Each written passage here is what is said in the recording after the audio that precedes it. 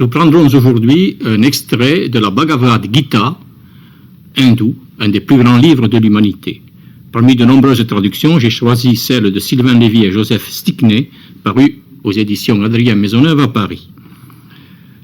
Ce texte, la Gita, 700 vers, apparut en Inde vers la fin du IVe siècle avant notre ère. Il fait partie, on le sait, de la vaste épopée du Mahabharata, qui raconte en près de 100 000 vers les impitoyables guerres des tribus aryennes de l'époque. Bhagavad Gita, cela veut dire le chant du bienheureux.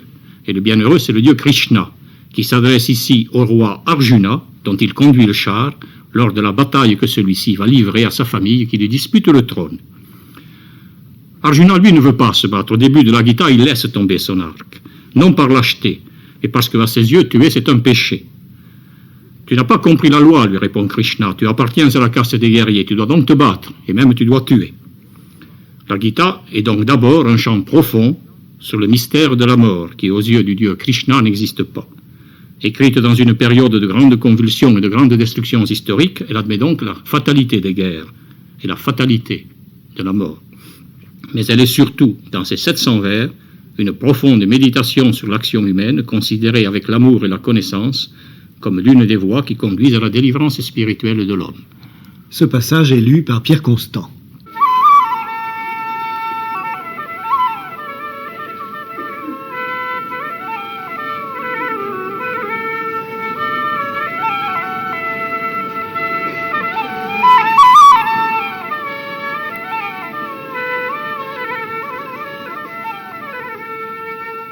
En voyant tous ses parents en ligne, Arjuna fut saisi d'une immense pitié. Il s'attrista et dit « À la vue de ma famille, ô Krishna, qui se rencontre par désir de combattre, mes membres s'affaissent et ma bouche se dessèche. Il se fait par mon corps un tremblement et un hérissement de poils. Mon arc me glisse de la main et ma peau est en flamme autour de moi. Je ne puis me tenir debout et mon esprit est comme égaré. Maître, père, fils, oncle, beaux-parents, petits-fils, beaux-frères, les voilà ordonnés pour la bataille, les voilà qui abandonnent la vie et la fortune. Non, je ne veux pas les tuer, pas pour l'empire des trois mondes, et encore moins pour cette terre. Un crime tomberait sur nous si nous tuions ces hommes aux arcs tendus. Avec la ruine de la famille périt la piété éternelle. La confusion de caste traîne aux enfers les meurtriers de la famille. Hélas, hélas, quel grand péché sommes-nous résolus à commettre que, par passion pour la royauté et le bonheur, nous voulions tuer les nôtres. Ainsi parla Arjuna sur le champ de bataille.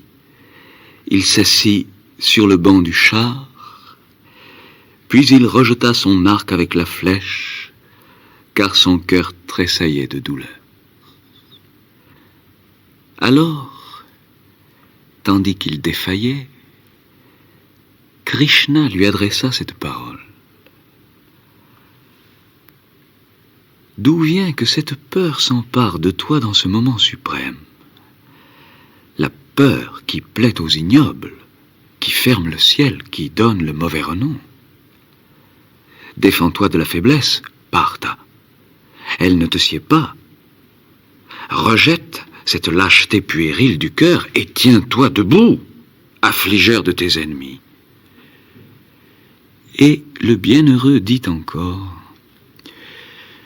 tu pleures où point n'est à pleurer, et tu tiens de savants discours. Les sages ne s'endeuillent ni pour les vivants ni pour les morts. Il n'y a pas d'existence pour le non-être, il n'y a pas de non-existence pour l'être.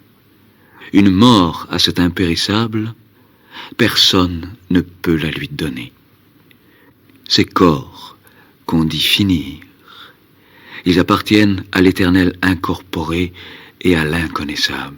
Donc, ô Bharata, celui qui croit connaître un meurtrier et celui qui croit un homme mort, ces deux-là ne sont pas sages.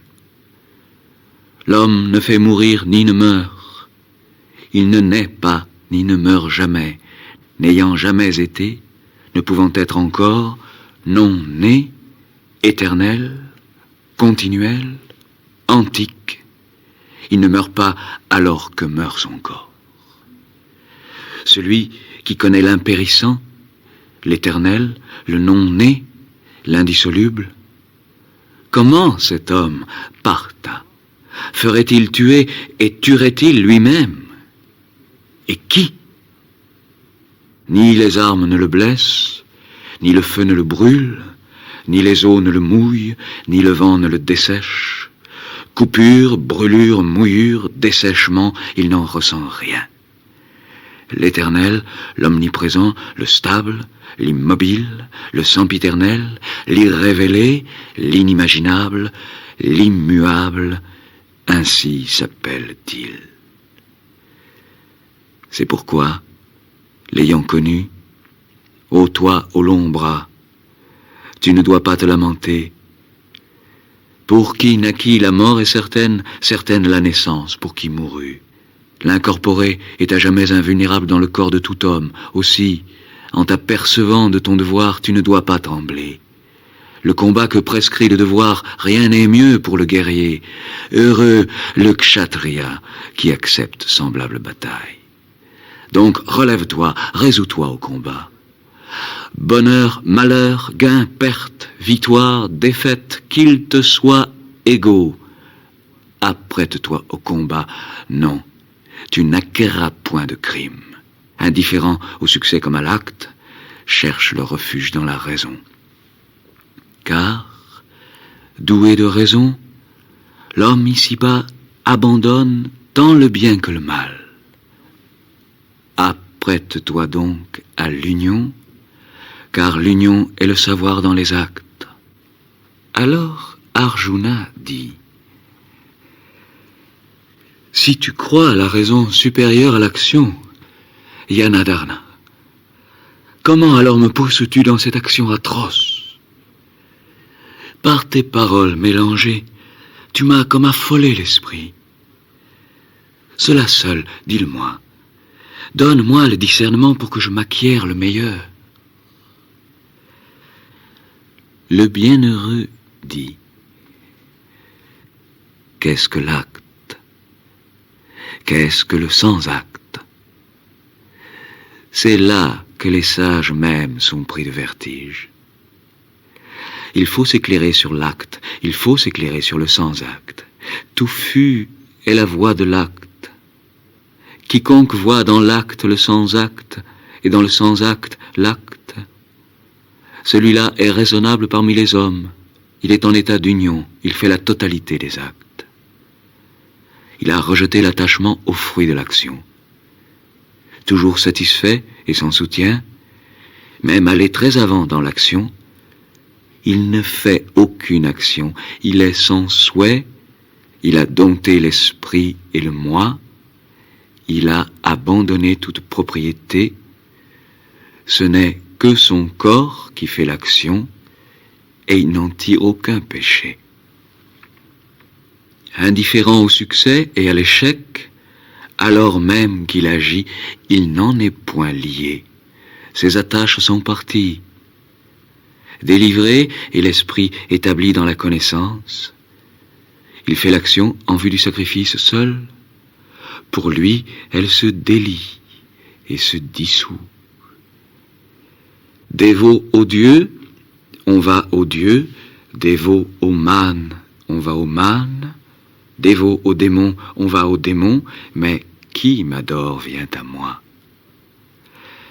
Quoi que tu fasses, que tu manges, que tu donnes, pense à m'en faire l'offrande.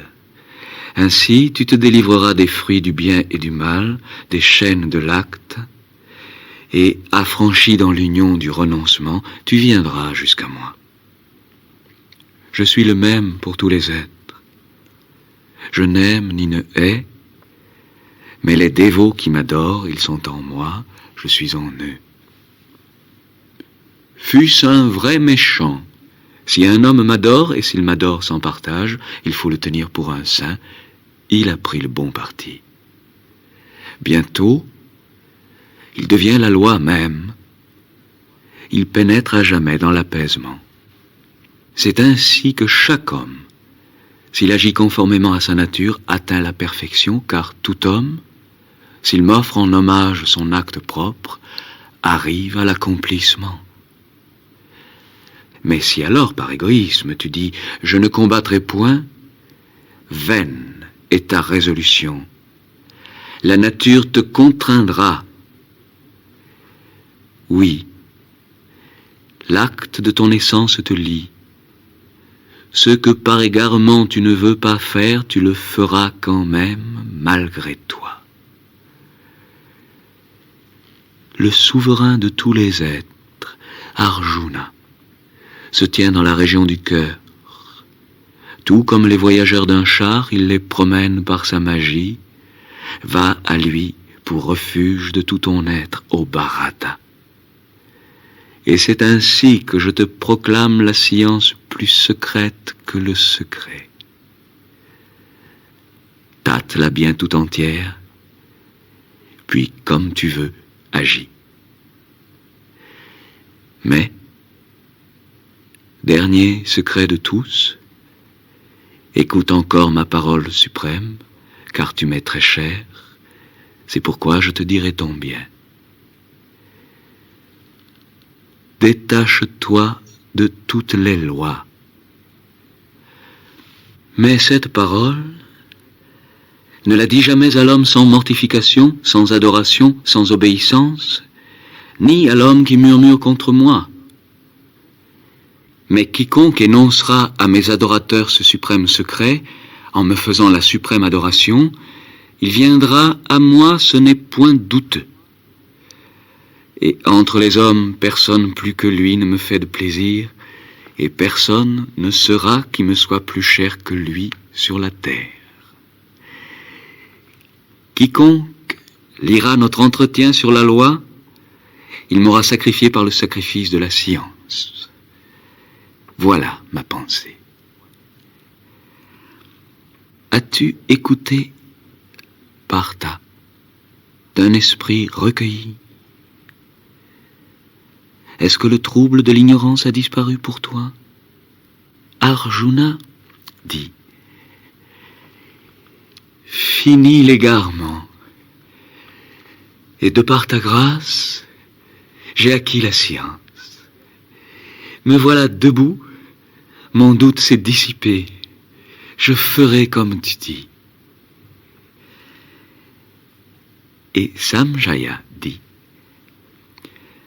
tel fut de Vasudeva et de Partha le magnanime le merveilleux entretien. Je l'entendis et mon poil se dressa. De par la grâce de Vyasa, je l'entendis, moi, ce secret suprême, de Krishna, Seigneur de l'union, qui enseignait l'union lui-même en personne. Et toujours j'en frissonne de joie. Là où est Krishna, le Seigneur de l'union, où est Partha qui porte l'arc, là, dis-je, est beauté, victoire, prospérité et vertu à jamais.